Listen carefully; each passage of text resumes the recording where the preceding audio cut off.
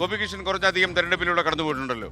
ഇപ്പൊ പെട്ടെന്ന് വളരെ സെക്കൻഡ്സിനൊക്കെ ഒരു ഓർമ്മ പറഞ്ഞാൽ എവിടെയെല്ലാം പോയി അടി വാങ്ങിച്ചിട്ടുണ്ട്? അല്ലല്ല, എവിടെയും പോയിട്ട് അടി വാങ്ങിയിട്ടില്ല. എനിക്കൊന്ന് ഞാൻ വളരെ ദീർഘകാലം മുമ്പുള്ള ഒരു തെരഞ്ഞെടുപ്പ് സമയത്താണ് ലീഡർ കെ കരുണാകരനെ പോയി കണ്ടത്. എനിക്ക് എസ് കെ ഓർമ്മയുണ്ടോന്നറിയില്ല. നമ്മൾ അന്നത്തെ റേഡിയോക്ക് വേണ്ടിയിട്ടായിരുന്നു അന്ന് പ്രതികരണം എടുക്കാൻ പോയത്. അന്ന് കെ കരുണാകരന്റെ വീട്ടിൽ ചെന്നപ്പോൾ അദ്ദേഹം വീട്ടിലേക്ക് അകത്ത് ക്ഷണിച്ചു.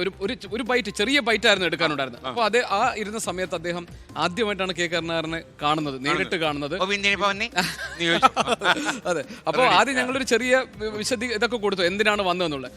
റേഡിയോ ആണെന്ന് പറഞ്ഞപ്പോ നോക്കി കയ്യിൽ എന്തൊക്കെയാ ഉള്ളത്, റേഡിയോയ്ക്ക് വേണ്ടിയിട്ടാണ് നമ്മൾ അന്ന് ചെല്ലുന്നത്. അപ്പൊ അന്ന് ഒരു ചെറിയ ടേപ്പ് റെക്കോർഡ് സെറ്റുമായിട്ടാണ് നമ്മൾ പോകുന്നത്, അദ്ദേഹത്തിന്റെ ബൈറ്റ് എടുക്കുക. അപ്പൊ ആ സമയത്ത് അദ്ദേഹം കേരളത്തിൽ അദ്ദേഹത്തിന്റെ ചെറിയ രാഷ്ട്രീയ ചരിത്രം ഞങ്ങളോട് ഇങ്ങനെ വിശദീകരിച്ചു തന്നു. അന്ന് നമ്മുടെ രാജ്മോഹനായിരുന്നു കൂടെ ഉണ്ട്. ഞാൻ രാജ്മോഹനും കൂടെയാണ് പോയത് നമ്മുടെ റേഡിയോയ്ക്ക് വേണ്ടിയിട്ട്.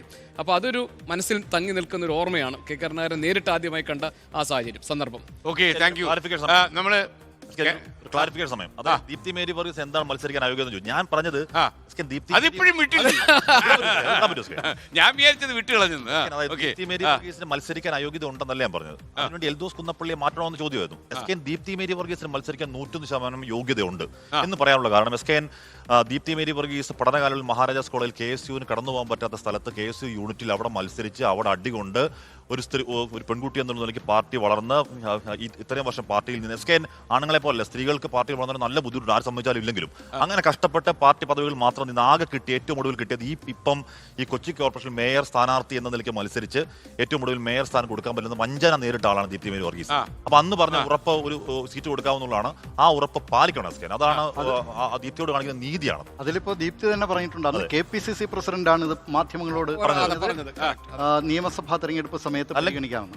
ഇപ്പോൾ ഏതായാലും അത് കഴിഞ്ഞ ഈ മേയർ തെരഞ്ഞെടുപ്പിൽ, കൊച്ചി മേയർ തെരഞ്ഞെടുപ്പ് വന്നപ്പോൾ UDFന് വലിയ ഭൂരിപക്ഷം കിട്ടി. ദീപ്തി ആയിരിക്കും മേയർ എന്ന് കരുതിയപ്പോഴാണ് VK മിനിമോൾ വരുന്നത്. അതിലും ഈ കോൺഗ്രസിലുള്ള ചില പടലപ്പിണക്കങ്ങളുണ്ട്. VD സതീശനും പ്രതിപക്ഷ നേതാവ് VD സതീശനും DCC പ്രസിഡന്റ് ഷിയാസും ചേർന്നാണ് VK മിനിമോളെ മേയർ ആക്കിയത്. ദീപ്തി വർഗീസിനെ തഴഞ്ഞു എന്നുള്ള പരാതി KC വേണുഗോപാൽ പക്ഷത്തിനുണ്ട്. ലോകത്തെവിടെയായാലും ഏത് സമയത്തും 24 വാർത്തകളും ഓഗ്മെന്റഡ് റിയാലിറ്റി പാക്കേജുകളും എക്സ്പ്ലെയിനറുകളും വിശദമായി കാണാൻ ഞങ്ങളുടെ YouTube ചാനൽ നിങ്ങൾക്ക് സബ്സ്ക്രൈബ് ചെയ്യാം.